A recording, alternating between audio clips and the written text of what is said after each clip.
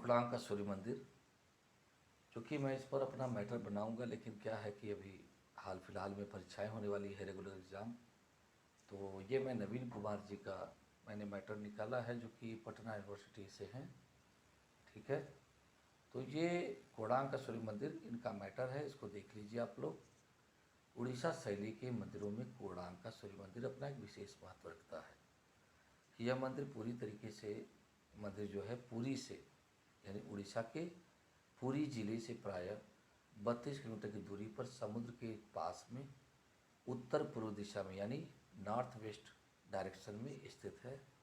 इसका निर्माण केसरी कुल के नरसिंह देव प्रथम ने सन 1238 से 65 ईस्वी के बीच में करवाया था।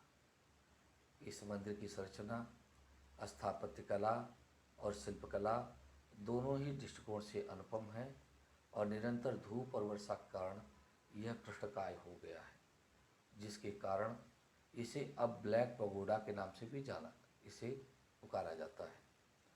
कोणार्क का जो सूर्य मंदिर है वो भारत में सूर्य मंदिरों की संख्या अत्यंत कम है। कुछ विख्यात सूर्य मंदिरों में कश्मीर के मार्तंड मंदिर और गुजरात के मोढेरा मंदिर की गणना की जा सकती है, लेकिन अन्य सूर्य मंदिरों से कोणार्क की जो योजना है थोड़ी अलग दिखाई देती है। इस मंदिर की योजना शिल्पी की विलक्षण कल्पनाशीलता का परिचय देता है, और ऐसा विश्वास किया जाता है कि सूर्य भगवान 7 घोड़े से जूते रथ पर सवार होकर विचरण करते हैं, और शिल्पी ने 7 घोड़े से जुते हुए रथ को पत्थरों के रूप में साकार किया है। इस मंदिर को देखने से ऐसा लगता है कि 7 अलंकृत अश्व रथ को खींच रहे हैं। रथ के दोनों ओर 12-12 पहिए बने हुए हैं। तो बच्चों, आप थोड़ा सा इंटरनेट पे जा कर के उस चित्र को ज़रूर देख लें, जो चक्र बना है या पहिया बना हुआ है। ठीक है, तो मेरा ये गुजारिश है कि लेआउट जो प्लान योजना, वहाँ पर आप लोग उसके चित्रों को आप क्या करेंगे, डाउनलोड कर लेंगे। ठीक है, इस मंदिर के निर्माण योजना में उड़ीसा शैली के अनुरूप 4 कक्ष हैं। तो जिसमें देवल, यानी जो शिखर भाग है उसका, जगमोहन, नटमंडप और भोग मंडप। ठीक है, यह मंदिर भी इस शैली के कि अन्य मंदिरों की तरह एक बड़े प्रांगण में विशाल चबूतरे पर खड़ा है। इस प्रांगण की लंबाई करीब 865 फुट, गुणे 540 फुट है। ठीक है, जो एक ऊंची चार दीवारी से घिरा है, और इस चार दीवारी के प्रवेश के लिए 3 ओर से प्रवेश द्वार बनाए गए हैं। तो एंट्री गेट जो है 3 है।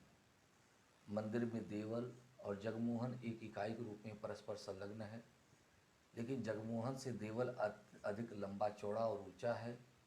और देउल की नींव से संलग्न 3 लघु देवालय थे, जिनमें प्रतिमाएं प्राप्त होती हैं।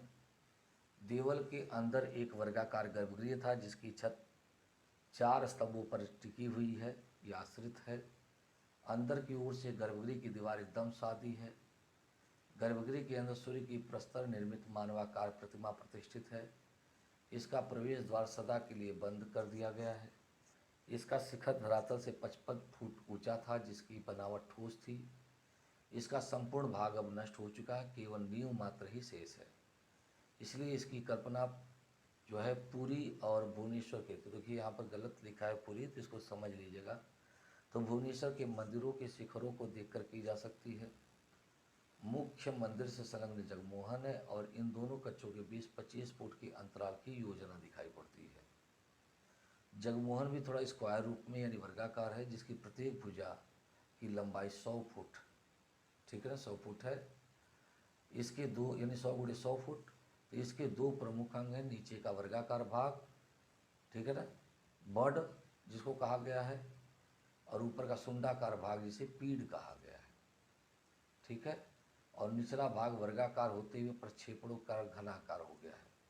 तो बड की चौड़ाई जो है उसकी ऊंचाई से दुगनी है।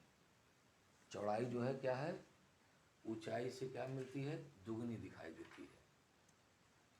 और संपूर्ण मंदिर की चौड़ाई और ऊंचाई लगभग क्या है, समान दिखाई देती है। अगर आप हम लोग बात करें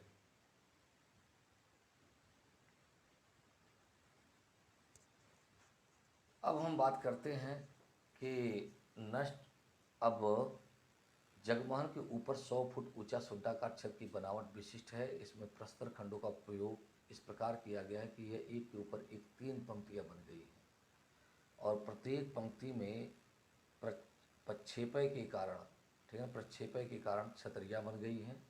नीचे की 2 पंक्तियों में 6-6 और ऊपर वाली पंक्तियों में 5 छतरियाँ हैं। 2 पंक्ति के बीच चौरस स्थान है जिनमें मानवाकार मूर्तियाँ उत्कीर्ण हैं। पंक्तियों के ऊपर सुंडाकार छत की चारों ओर भुजाएं शीर्ष बिंदु पर आकर मिल गई हैं। अब इसके ऊपर क्या है, आमलक स्थित है और यह आमलक धारीदार है।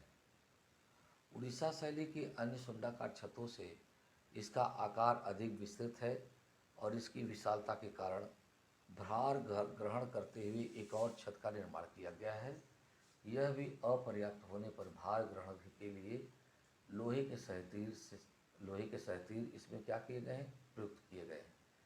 तो ऐसा यह अनुमान किया जाता है कि छत के निर्माण के पहले जगमोहन की नींव को सुदृढ़ बनाने के लिए या मजबूत बनाने के लिए संपूर्ण भीतरी भाग को बालू और मिट्टी से भर दिया गया, जो बाद में प्रवेश द्वार से निकाल दिया गया होगा और संपूर्ण मंदिर का यही अंश अब वर्तमान में दिखाई देता है। मंदिर में 3 और प्रवेश द्वार हैं जिनमें सीढ़ियां बनी हैं। मुख्य प्रवेश द्वार पूरब की ओर है। मंदिर के ऊंचे चबूतरे पर जाने के लिए चौड़ी सीढ़ियां बनी हैं, जिसमें से एक ओर 3 तो दूसरी ओर 4 सुंदर शक्तिशाली घोड़े बने हैं। ये घोड़े मानो जैसे जीवंत दिखते हैं और शक्ति और स्फूर्ति से परिपूर्ण दिखाई देते हैं, मानो ये हवा में उड़ रहे हैं और सारथी को इन्हें संभालना कठिन हो रहा है। नट मंडप एक ऊंचे चबूतरे पर निर्मित है जो देउल और जगमोहन से अलग है। यह मुख्य मंदिर से 30 फुट की दूरी पर मुख्य प्रवेश द्वार के सामने खड़ा है। पर्सी ब्राउन के अनुसार नट मंडप और मुख्य मंदिर के बीच एक तृतीय स्तंभ खड़ा था जिस पर अर्जुन की मूर्ति उत्कीर्ण थी। अगर बात करें भोग मंडप की तो मंदिर की 4 दीवारी के दक्षिण पूर्व की ओर स्थित है। भोग मंडप की दीवारें विशालकाय मूर्तियों से अलंकृत थी, किंतु अब वे मूर्तियां अपने मौलिक स्थान पर दिखाई नहीं देती। इनमें कुछ मूर्तियां जो है अत्यंत सजीव दिखाई देती हैं और इन मूर्तियों में 2 योद्धा घोड़े अपनी शक्ति, गतिशीलता और आकर्षण के लिए उल्लेखनीय है। इनके साथ अंकित अंगरक्षक की मूर्तियां भी आकर्षक हैं। कोणार्क मंदिर विभिन्न प्रकार की मूर्तियों से अलंकृत है जो भारतीय शिल्पकला के अनुपम उदाहरण हैं। मंदिर की बाह्य दीवारें अनेक मूर्ति सहित रथिकाओं से सजी हैं। इनमें देवी देवताओं की मूर्तियाँ, मिथुन मूर्तियाँ और अन्य विषयक मूर्तियाँ मिलती हैं और इनसे ऐतिहासिक कथानक, लोक कथाएँ, संगीत प्रदर्शन और गृहस्थ जीवन की झलकियाँ मिलती हैं या झांकियाँ मिलती हैं। इन मूर्तियों में असली मूर्तियों की बहुलता दिखती है। संभवतः ऐसी मूर्तियाँ वज्र यानी सिद्धों या शाक्त तंत्र से प्रभावित हैं। मंदिर का बाह्य भाग निसंदेह अश्लील मूर्तियों से भरा है, परंतु इसके बड़े कक्ष का भीतरी भाग बिल्कुल सादा है, जो कि माया, मोह और लालच या लगाव आदि को छोड़ करके शुद्ध मन से ईश्वर की भक्ति के फलस्वरूप मोक्ष की प्राप्ति को दर्शाता है। पूर्णांग मंदिर के 4 दीवारी से घिरे प्रांगण में अन्य कई पूरक कक्ष, मूर्ति कक्ष, स्वतंत्र रूप से खड़े अलंकृत स्तंभ हैं और दक्षिण पश्चिम में रामचंद्र का मंदिर है। तो स्थापत्य कला के दृष्टिकोण से कोणार्क मंदिर अलौकिक है, अनुपम है। इसमें बिना गारे चूना के प्रयोग से प्रस्तर खंडों को एक दूसरे के ऊपर इस तरह सजाया गया है कि संतुलन बना रहे। कुछ विद्वान मानते हैं कि यह मंदिर कभी पूर्ण ही रूप से बना ही नहीं। पर्सी ब्राउन की भी ऐसी मानता है कि उनका मानना है कि शिखर का जो शीर्ष भाग की योजना इतनी विशाल थी कि उसे निर्धारित स्थान पर कभी निर्मित किया ही नहीं जा सकता था, परंतु शुरू श्री एलिस बोनर का कहना कि यह मंदिर न केवल पूर्णतया निर्मित किया गया था बल्कि 300 वर्षों से अधिक दिनों तक शालीनता के साथ खड़ा रहा। उन्होंने अपनी पुस्तक कोणार्क में इस मंदिर के रेखाचित्र दिया हुआ है और इस मंदिर के शिखर के ऊपर एक सिंह की विशालकाय मूर्ति थी जिसका वजन लगभग 20 टन था और यह मूर्ति सन 1610 ईस्वी के लगभग मुख्य कक्ष को खंडित करते हुए धरातल पर आ गिरा। मुगल सम्राट अकबर के एक नवरत्न अबुल फजल में 1585 ईस्वी में इसे देखकर यह कहा कि रूखे से रूखे स्वभाव का व्यक्ति भी इसे देख करके क्या है, मुग्ध हो सकता है। पर्सी ब्राउन भी इसे पूर्वीय स्थापत्य कला की एक महान उपलब्धि कहते हैं। कोटेशन है, इसको ध्यान रखिएगा।